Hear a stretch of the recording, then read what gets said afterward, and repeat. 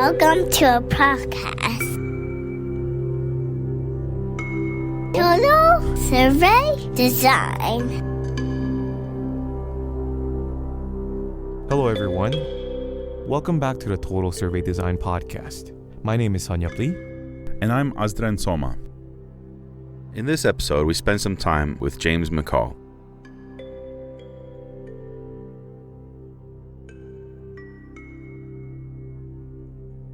Can you tell us your name and what you do and what your position is? Yeah, my name is James McCall, and I am a survey methodologist at Westat. What does your role entail as a survey methodologist at Westat? Yeah, so I help folks design and implement surveys. So some of that work is a little more like project management work. So I'm running surveys, and some of that work is consulting on survey design, various methods, and some of that work is sort of exploring research around surveys a little bit and sort of interrogating methods. So how'd you end up at Westat? Yeah, so should we start from the very beginning or? In the beginning, there was God. Because like right in the beginning, I didn't have like a plan to work in surveys. Were you interested in being involved with like survey methodology before grad school? No, I had no interest in being involved with surveys before grad school. In fact, I didn't really know surveys was like a thing you could pursue as like an area of work until grad school. In fact, it wasn't until my first semester in grad school is when I sort of became aware of the survey work done at WSU, Don Dillman, and I learned that he was teaching his survey practicum course my second semester in grad school, and that he only taught it once every 3 years, and that it was rumored it was going to be the last time he was going to teach this class. And I was like, man, I really feel like I should try to take this class, you know, and I didn't really feel ready to take that class. I was kind of pretty new to grad school. I felt like, and like a lot of grad students, I had like a lot of imposter syndrome. Didn't really think I belonged there. Wasn't quite sure if I could hack it, but I was like, I'm going to take this class. It seems advanced and hopefully I'll learn something. So took that class and did pretty good and really enjoyed it. And then the next semester, Don and Lena Lee, the director of SESRC, reached out to a pile of grad students, social grad students who took that class that semester and said, hey, we want to get this thing going at the SESRC, right? The Social and Economic Science Research Center, which is like this design clinic. And part of that design clinic was prepping a pile of students who took Don's class to learn how to consult on surveys and be more critical of them, and you know, all of that work entails. So we took a 0 credit semester class taught by Don and Lena, where we learned the ins and outs of survey consulting. We didn't have that. No. Oh, wow. So it happened for a couple semesters only after we did. But, you know, like in that class, it wasn't just sort of like, it wasn't just instruction. Like they would bring in projects from the SESRC and talk to us through the consulting phase and like, you know, weigh in on like considerations and give us an opportunity to like flex a little and make mistakes, you know, and then we exited that. In the next semester, we opened the survey design clinic at the SESRC, and I was in the first sort of cohort of that. And I worked there all through grad school. So I didn't really pursue surveys in my dissertation work. I just sort of worked on surveys through the design clinic, developed some relationships there. It was some time after, but Lena eventually approached me and said, hey, do you want to be more involved with the SESRC? And like she was trying to recruit some people, you know, there was some turnover at the center or whatever. And I said, yeah, sure. So one thing led to another. Do you have any interesting stories with the survey design clinic of difficult clients, fun clients, and interesting projects? I can just characterize all of my time in that clinic as like rich learning. So like I'm very, very grateful.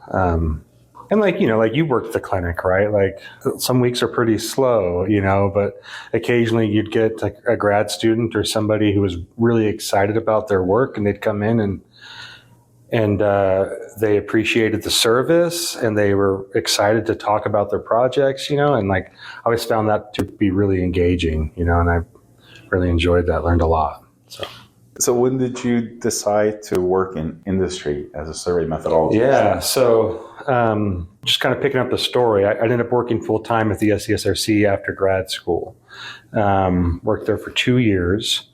COVID hit, and we all went remote, and COVID brought on a host of opportunities to work in industry. So I started looking around and got really lucky, applied for a job at this company called Insight Policy Research, interviewed and got hired pretty much straight away. So I was really stoked. And that position was called a survey researcher. So it was, incorporated like survey methods, but really sort of running projects, like knowing about the data collection process. So, we'd consult on surveys, and then it was kind of like the work we would do at the SCSRC. Like someone would bring in an instrument or have a survey or like study design. You'd help them sort of refine it if they wanted that assistance, and then help them field their projects. So worked at Insight for only a couple of months before I learned that Westat had acquired us, and that came with a bit of like uneasy feelings, but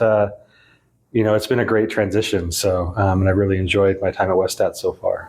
Do you mind sharing like which specific domains or topic? Or like what kind of project? Yeah.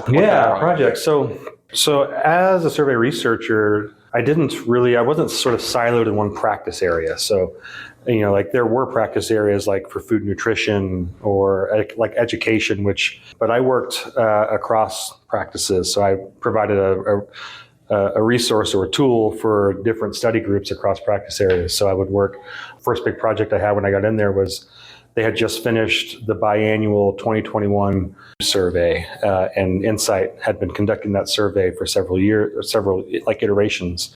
And they had all this data, and they were in the reporting phase. So they brought me in, and I drove the analysis work. So they had like an analysis plan mapped out, but it was kind of long and exhaustive.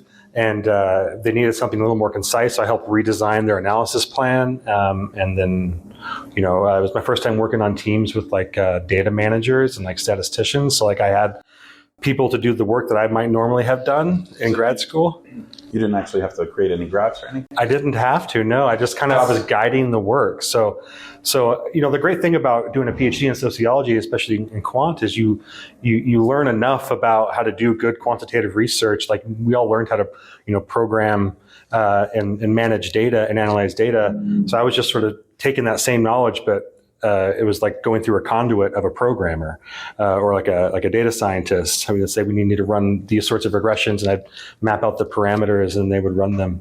And then, so we developed that report. Other work I've done. Is it really true? Like it really varies from clients to clients, where some, leave it all to you. Like, oh, you guys are the experts. You do everything, even the questions. But some, they have some continuity of like certain questions that they want. So like no matter like, I wouldn't say like I don't know what's the right term, like appropriate term for it, like, but let's say like no matter like how ugly the question sounds, you still have to keep it because there is a degree of that. Yeah, you're right. And it does vary a lot from agency to agency. And, in like some agencies, like the surveys we do, and we received an instrument that was mostly done. They're like, we've tested this and we want you to review it to make sure it doesn't have any glaring issues that you could see as like an outside perspective. But they had an instrument that was ready to go, and we programmed it and fielded it, and we developed it from the ground up. So what you would say, like the former example, realistically, you can't be like implementing like dramatic changes. We can make recommendations, and it's up to them to decide if they want. I mean, and like you've all received feedback from Don, right? Like no matter how far along your instrument is developed, he can mark up a paper, right? He could, right? And to some degree that's still expected, right? And yes, there are some nuances to the relationships with the agencies and these like companies like us that work with them. So like that can direct maybe how much feedback you provide. But my experiences so far, especially with like, they're like generally like scientists, and and reasonable people, and they appreciate a good round of criticism. So it's up to them to and like ultimately that like generates a good discussion about what is it that we're even doing, and they can take it or leave it, But yeah, I always try to because we have a responsibility as data collectors. We're trying to develop good instruments to achieve the goals, and money's being spent on these things to achieve the goals that we want them to achieve. So part of that is making sure that we interrogate it thoroughly. So always heavy-handed. I'm just going to ask some general questions. Yeah, do it. So do you have any pet peeves when it comes to survey design? What do you mean? Just like, what are your pet peeves? certain things that just stick out to you and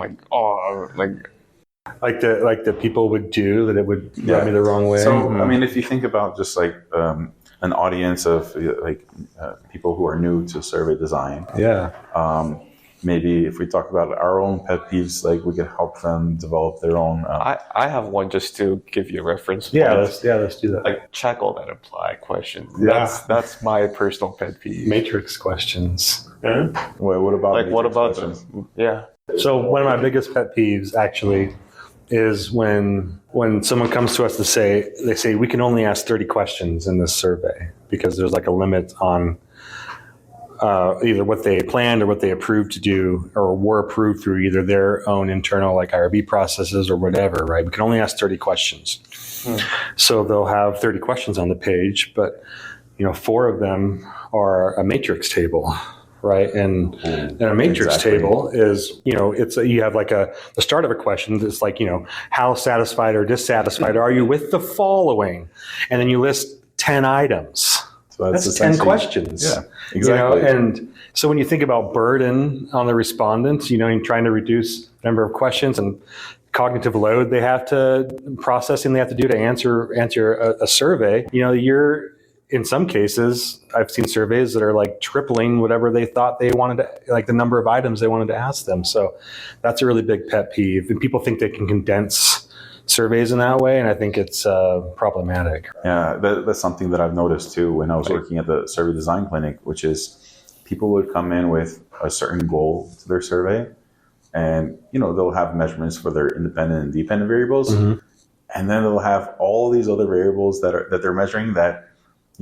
I get it. You could use as maybe controls or independent variables, but a lot of them, they're speculating and maybe possibly spinning it off to a second and third study and this and that. And it's it's a trade-off. Yeah, it's a trade-off between, like you said, decreasing the burden and getting better data quality versus, decreasing the cost by fielding fewer surveys. And Yeah, I will say they're good about surveys. The surveys that I was handed for these 2 that I was speaking about earlier, there were no matrix questions. There were no check all that apply questions. They were nice, straight to the point, and you could tell that they had put a lot of thought into, is this helping me achieve my research goal? Is every item in here helping me achieve my research goal? Nice. And is it necessary? And I think those are really important, considerations that everyone should make when they're building surveys. Yeah. You want to hear my pet peeve? Yes. In our first, actually, I don't have to hear why you don't check all that applies. So I think we should come back to that. Yeah, go ahead. You tell. Well, tell us it's really, let's say you have 10 response options, and if you leave them blank, it makes you wonder, right? Did this person leave it blank because they didn't read it, or they don't know what that response category is, or they just got tired after picking 3? It's very misleading. Yeah, it can't just be a no, right? It's often missing data. So I'm a big fan of yes/no matrix. Forced choice. Yeah, same. But that's my preference. Yeah, Azrin, you told me your pet peeve. My biggest pet peeve is people that do not pretest their surveys. And I mean, I'll just tell you, from my experience as a respondent, and I've dabbled with Prolific, and in order to use it better, I signed up as a user and started taking surveys. So maybe I've taken 100 surveys on Prolific. And there's so many surveys that came from reputable institutions, Stanford and Harvard and I don't know what. And it's you take the survey and there are typos and there are survey programming errors, which break the survey. And there's so many little things which, like literally, if one person actually took it, pre-tested it, and paid attention to it and gave feedback, they could have avoided so many problems. And it's like such a low cost thing, but it improves the survey quality so much, just pre-testing. So that's my biggest pet peeve. Yeah. And I guess like the upsides of like being in a like pretty big team is you have different like pair of sets of eyes just looking at it from different perspectives. Super true. I draw on a lot of people to help pre-test our instruments. But to that point, the other big pet peeve I have is when we have too tight timelines. I think there's a misconception that surveys are really easy to do, and that all the various components of them are really easy to do. Including things like programming, even in like an off-the-shelf package like Qualtrics, right? It still requires testing and proofing and making sure everything's working how you want it to work, so like one of the things we do is whenever we program a web survey, I write data scripts. So, and data scripts are just, response option, case one, respond this way to all these questions. And like, that's designed specifically to say, when you get here, you're going to fork here or here. Is this in Qualtrics? So I'm using Qualtrics as an example, but like the data script is something I just build like in an Excel sheet, right? So it's like cases. Yes. And maybe there's some way to automate it, but I find like that it's really helpful to actually, as the methodologist, to think through all the like possibilities that a respondent could encounter going through the survey, like and you try to exhaust them as much as you can, right? And you can't rely on. I found that you can't just rely on people to like read the survey specifications and know that they should test it in various ways. So I just give them there's different scenarios essentially for how to move through the survey that test all of the eventualities. I mean, I guess you're talking about like surveys with program logic. Yes, exactly. Like that. Yeah. I might have to pick your brain someday. Yeah. Well, pick his brain now. This is your chance. I mean, like just the idea, like you build it on Excel. I guess like there are different scenarios per se. Yeah, right. It's just like and it's just like it's hypothetical. Respondent 1 through however many scenarios you need to be able to move through the survey and all the possible paths through that survey. So all the rows are different respondents, and then all the columns are different questions. That's right. And you can say observant 1 for question 1. So in column 1, it's like answer A, and then B, and then Q, and then R, and whatever. That's right. Yeah. However far down you go down the list. Yeah, except we use 1s and 2s and 3s or whatever. I mean, whatever. However you structure your response options. Exactly. Yeah. I mean, I use just random. That's right, because and sometimes the branching, right, it can split and come back. Sometimes it takes you on a whole different question path. Yeah. And that could have also different branching logic in those various question paths, depending on how complicated the survey is. So with complicated surveys and with logic and all that, absolutely pre-testing is necessary, right? Absolutely. But like pre-testing could help even in small things like things that aren't a program might be considered a programming issue. Like things like are the response options in a range that makes sense for the population that you're testing? Yes.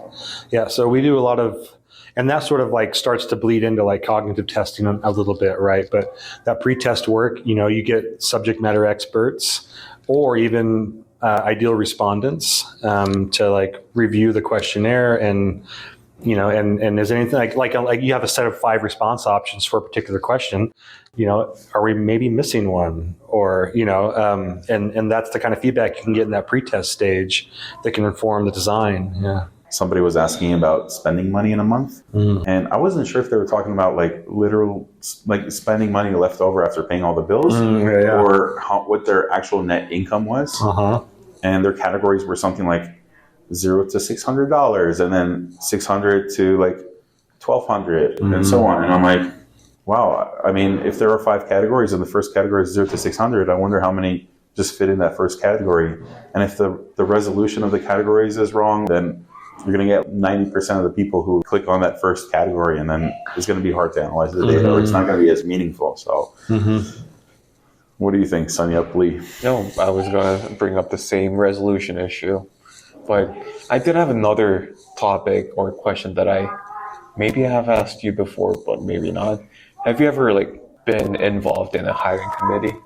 You know what? Hiring committee. No, I haven't. Do you see yourself in being involved in those kinds of in those of? Yeah, probably. Yeah, eventually. Can you put a good word in for us? No, No, I'm asking from this perspective because from someone who's gone from, an academic and a PhD program, and then up to this point, what would you recommend or not recommend someone who's coming out of a PhD or a master's program in social sciences seeking a survey research role in the industry and not necessarily in academia? Mm-hmm. So what would I recommend them or not recommend them to do? I guess that was a double-barrel question. So Yeah. yeah, what would you confused. My cognitive load is very high right now. Yeah. What would you recommend? I mean, it's like a sociology PhD. Yeah, let's confine it to sociology. I think one of the biggest strengths, so if I just draw on my own personal experience, so the thing that I took from my PhD at WSU in Soc was a heavy quantitative focused program, right? As we all know.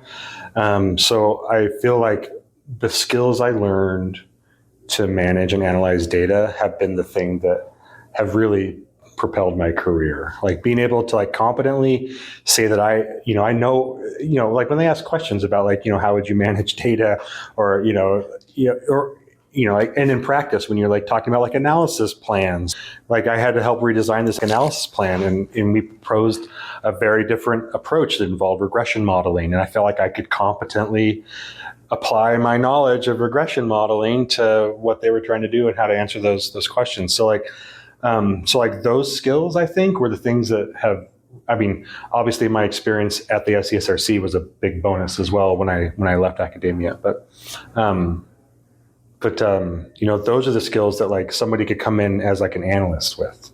It doesn't have to be survey focused, but as a social scientist who understands quantitative data, they're probably analyzing some form of survey data or, have at least been exposed to it. So coming in with, data management and analysis skills is in high demand in industry right now, especially in this sort of, this Westat field or Mathematica field, RTI, right? These are companies that are managing survey data.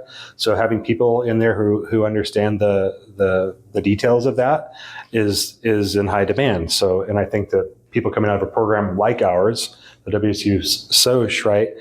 We developed those skills, I think, really well. And that was a thing that was a big eye opener for me too. I really felt valuable. So when I applied to this position at Insight, I applied as a survey researcher who was coming to work on survey projects. And I got to flex my analysis skills within the first month, and it was valuable, and I felt like I was really contributing to the work. Had I been aware of how valuable that would have been, I would have pushed even harder in my interviews. Those are the skills that I could bring. Luckily, I got the job anyway. But I think that's a real positive for sure. Does that answer your question? Yeah. I was going to go on the other side of the spectrum and ask, not necessarily advice for a PhD in sociology looking for work, but is there anything else you would like to say to somebody who is just starting to get into surveys and survey design, just learning about the field? I don't know. Well, we have another fun question here. Go ahead. People who want to learn about surveys, I think that. So, a certain type. So this is it needs to be contextualized, right? What kind of person is going to want to learn about surveys, right? They're probably somebody who's already fairly intellectually curious, is interested about observation, So with that in mind, I think that my advice is to read everything Don Dillman has ever written. I have a better advice. Get the TDM book. TDM, yeah. I don't know. Like, I think that it's important to enter surveys from a point where you can access them. So, like, if you have an area that you're interested in, like, look for work that's collected data on that research topic, and start interrogating it from that lens. I think that, we all learn best when we're really interested in what we're reading, So, like, if you want to learn about surveys and really learn about surveys and methods, then and you're interested in like a subject, has data been collected via surveys on this subject? And I would probably interrogate it from that lens, and that way you'll sort of soak it in and learn. Yeah. And also, probably Newton said that, but you see by standing on the shoulders of the giants, right? So you build off what, the great minds have done. Like, even for APOR, they have on their website best practices, like the list of what to do and what not. And I believe it's also a great, valuable resource. And they're underappreciated at times. Yeah, that's a really good point. If you're like looking for some best practices, go to some of these like APOR websites, or even like WSU has a survey best practices that we developed, with some handholding from the SCSRC. So and it's a collection of like pretty good advice, pretty good standard advice for things to consider. Where can someone find that? So I think it's, I'm not sure what website actually hosts it, but if you Google WSU survey best practices, you'll find it. Yeah. I think it was like surveys.wsu.edu. And it might be under, what is it, like, not institutional research. Office of Research. Office of Research, yeah. I think it might be there. Yeah. But it's kind of hidden, right? And I don't know if it's being sort of promoted very strongly, but it exists. It's probably getting a little outdated at this stage, but I think even though we developed that some years ago, it still is like, these are the things to consider and things to be wary of. And if you want to learn more, go here. So, yeah. Yeah. Is there anything else you would like to share related to surveys? Surveys? No, I don't think so. This has been fun. Yeah. Yeah. I've enjoyed this conversation. I like talking about surveys. I don't get to do it very often in like a casual setting. And I don't have any friends besides you guys who work in surveys. So I like having the opportunity. What a bunch of nerds. Yeah, we are a bunch of nerds. But hey, man, it's cool. Yeah. All right. Well, thank you very much. Yeah, you're welcome. Thanks for agreeing to be our first interview. Happy to do it. I appreciate it. Yeah. Yeah, likewise. It was amazing. And yeah. Hopefully it was interesting. I can't be a judge of that. Well, thank you very much. Yeah, you're welcome.